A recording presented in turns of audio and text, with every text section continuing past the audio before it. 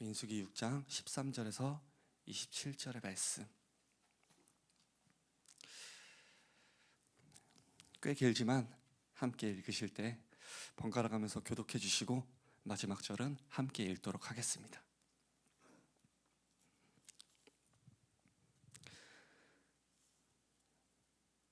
나시린의 법은 이러하니라.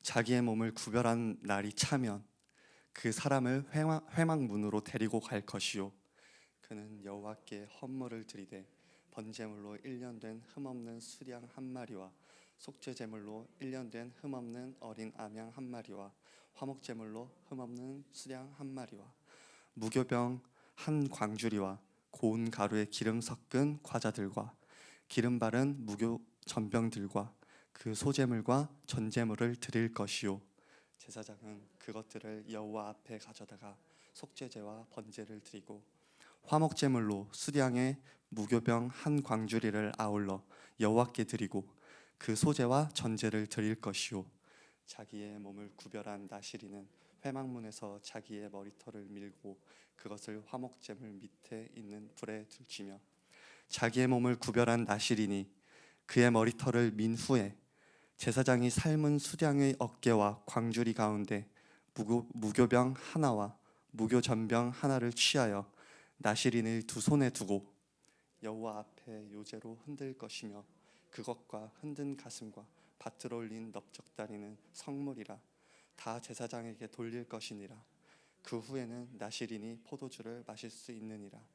이는 곧 서원한 나시린이 자기의 몸을 구별한 일로 말미암아 여호와께 헌물을 드림과 행할 법이며, 이외에도 힘이 미치는 대로 하려니와 그가 서원한 대로 자기의 몸을 구별하는 법을 따라 할 것이니라.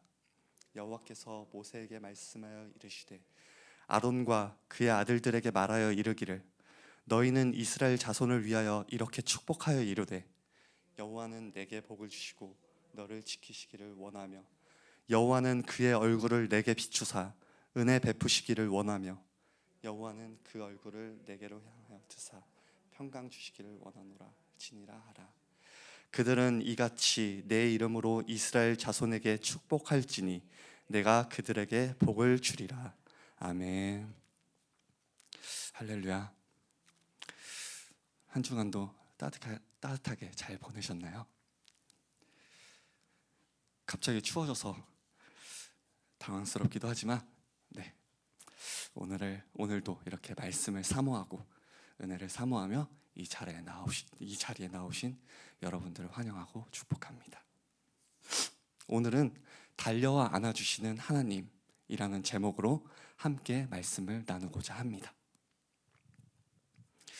오늘 본문에 나오는 나시린은 어제 새벽 예배를 통해 나눴던 것처럼 남자든 여자든 누구나 자발적으로 일정 기간을 두어서 절제된 삶을 살며 하나님께 자신을 온전히 구별해 드리는 헌신의 서약입니다. 오늘 본문 6장 13절에서 20절까지 나시린은 그 시간을 잘 마치면 하나님께 부족한 것, 감사한 것, 그 모든 것을 가지고 하나님께 내어드리며 제사를 드리고 자신의 머리카락을 그 거룩한 시간 동안 자란 증표로서 하나님께 올려드리고 요제 절차를 마칩니다. 이렇게 요제 절차까지 마치고 나서 이 모든 것은 이제 단지 의식으로 끝나는 것이 아니라 이후의 삶 역시 하나님을 사모하며 거룩하게 살고자 하는 고백이 담긴 예배였습니다. 새해가 시작되고 얼마 지나지 않은 것 같은데 벌써 다음 주면 4월입니다. 여러분도 올 한 해 하나님 앞에서 어떤 계획이나 그리고 결단의 내용들이 있었을 것입니다. 그리고 그 계획들을 결단들을 잘 지켜나가고 계시는 분들도 계시겠지만 잘 해내지 못하는 분들도 계실 것 같습니다. 저는 전에 말씀드렸다시피 MBTI가 트리플 I로 시작되는 INFJ입니다. J도 트리플 J입니다. 다 극단적이죠. 계획 세우는 걸 아주 좋아하고 그 계획대로 해나가는 상상을 하면 기대가 되고 설레고, 그러다가 계획대로 되지 않으면 마음이 어렵고 그렇습니다.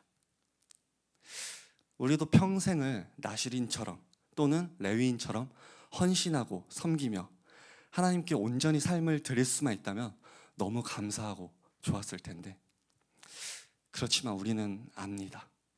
그렇게 살고 싶어도 잘 되지 않는다는 것을요. 거룩하게 구별된 삶을 살고 싶지만 연약한 우리의 본성이 얼마나 쉽게 흔들리고 무너지는지를 저도 알고 여러분도 알고, 그리고 당연히 하나님께서도 저희의 연약함을 다 아십니다. 저는 이러한 묵상을 통해 저희의 연약함을 직시하고 하나님께서 나실인 제도를 왜 주셨는가 진정한 의미를 살펴보며 말씀을 나누고자 합니다. 본론에 앞서 여러분들은 나실인에 대해 이런 생각 안 해보셨나요? 왜 그들은 자발적으로 헌신하려고 할까? 그렇게 헌신하지 않더라도 이미 철저하게 레위인들이 섬기고 있고, 그리고 하나님이 주신 규례와 질서를 지키기도 바쁜데, 하나님은 왜 그냥 일할 사람이 필요하면 그냥 명령하시면 될 텐데 왜 자발적인 헌신을 요구하셨던 걸까? 지금 이 자리에는 리더로서 섬기시는 분들도 계시고, 교회에서 역할이 주어져 헌신하고 섬겨주시는 분들도 계십니다. 그렇다면 그분들은 왜 하나님을 위해 자발적으로 헌신하시는 걸까요? 여러분이 지금 생각하는 거기에 답이 있습니다. 우선 하나님께서는 레위인들을 하나님의 귀한 종으로 선택하셨고, 하나님이 거하시는 그 성소를 담당시키며 어떻게 보면 하나님과 가장 가까운 곳에서 섬길 수 있는 그런 특권을 부여하셨습니다. 이렇게 레위인들이 선택받을 수 있었던 이유는 전에 말씀드렸다시피 금송아지 사건 당시에 레위인들만이 하나님 편을 서서 행동했습니다. 자기 형제, 친척까지도 하나님의 말씀에 따라 심판하며 하나님을 무엇보다 우선에 두어 선택했습니다. 하나님은 레위인들의 이러한 선택을, 신실함과 그 충성을, 그리고 이 행위를 온전한 사랑의 증거로 받으셨습니다. 이렇게 인정받아 특별히 구별되었고, 하나님과 가장 가까이 머물 수 있는 성막을 섬길 수 있는 특권을 부여받았습니다. 그런데 한번 생각해 볼까요? 이스라엘 백성들이 지금까지 하나님의 일하심, 애굽을 탈출하고 그렇게 구원받고 바다를 건너게 하시고 광야에서 물과 음식을 공급해 주시고, 이 모든 은혜를 직접 눈앞에서 경험하고 그렇게 그분의 사랑을 경험했습니다. 그분의 위대하심을 경험했습니다. 그러한 하나님께 가까이 하고 싶었던 사람들이 과연 레위인들만이었을까요?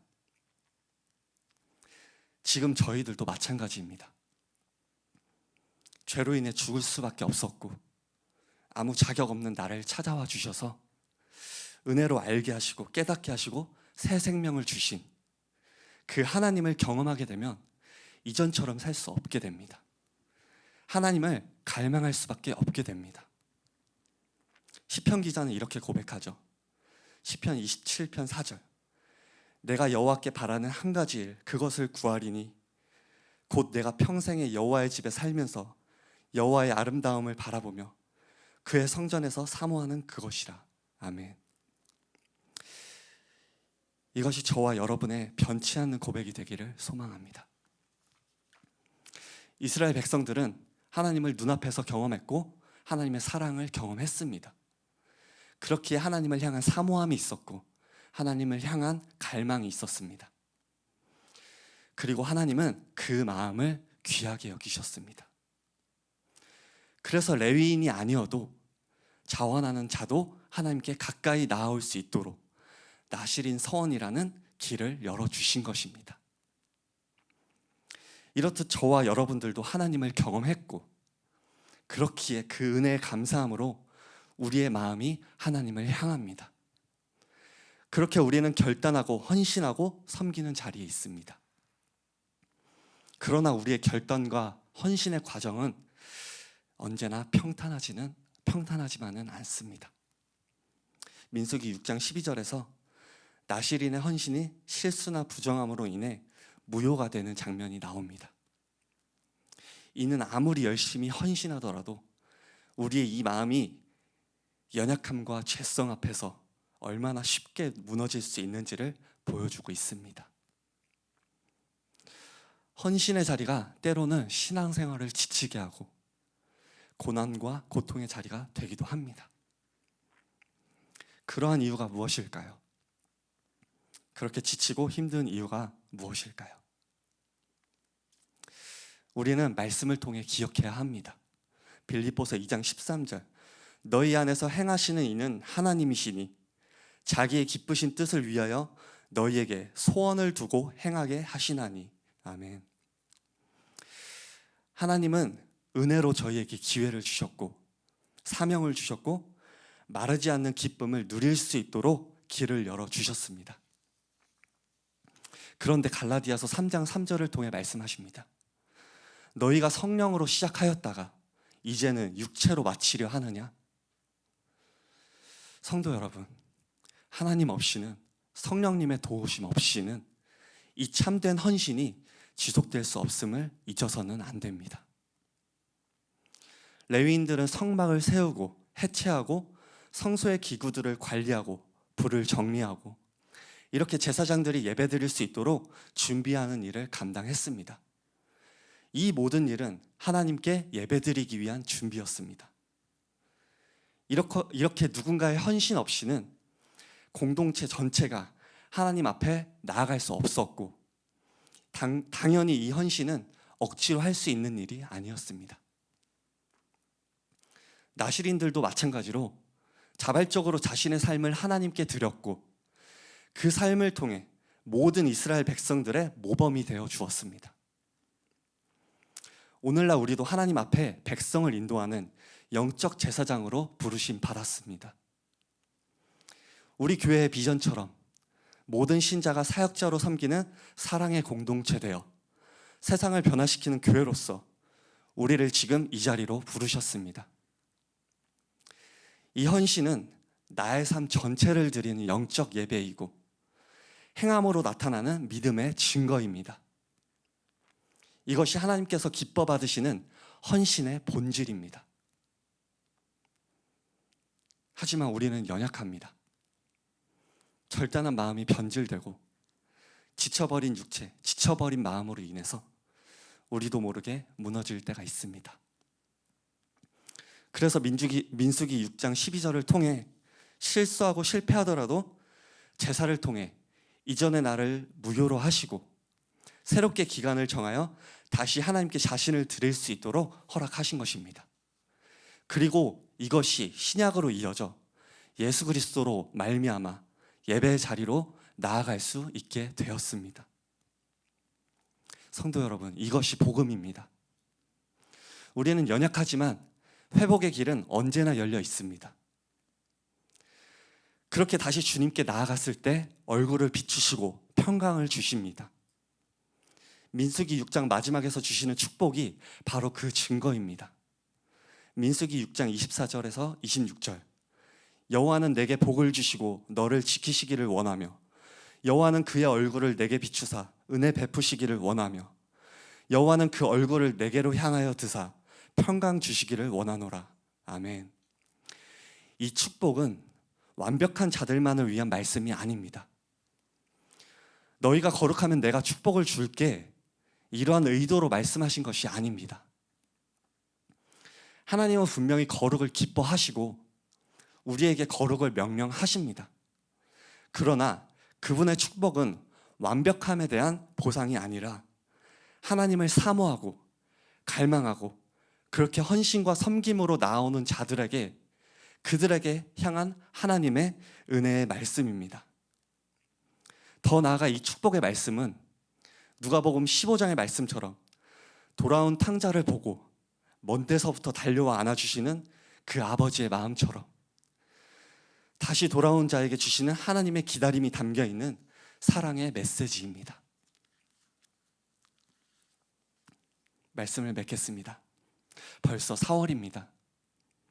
저희의 신앙생활을 돌아보며 이렇게 생각할 수 있습니다.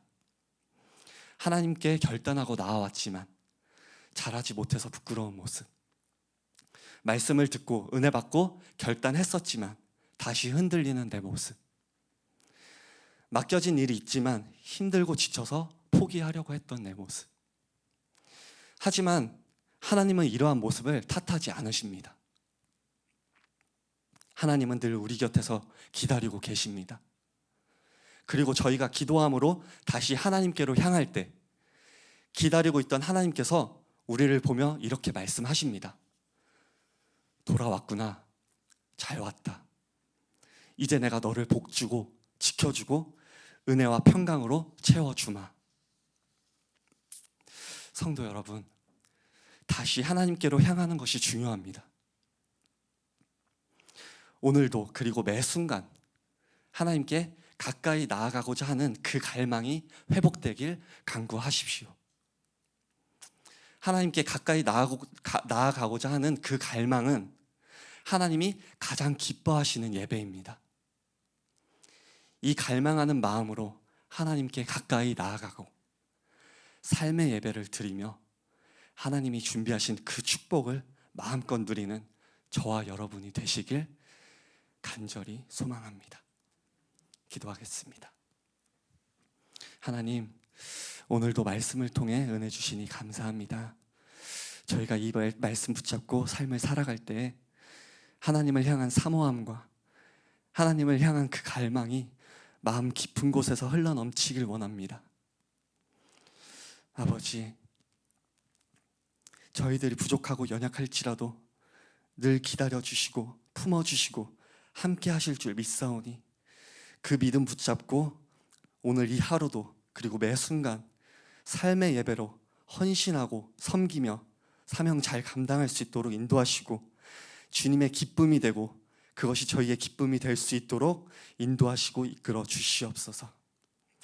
오늘도 이 자리에 나와 각자 품고 있는 기도 제목들이 있습니다. 우리의 마음과 상황과 그 환경을 다 아시는 주님이신 줄 믿사오니 오늘도 그 믿음 붙잡고 기도할 때 오직 주님의 뜻 가운데 형통과 평안함과 은혜를 허락하여 주시옵소서. 이 모든 기도 우리 주 예수 그리스도 이름 받들어 기도드립니다. 아멘.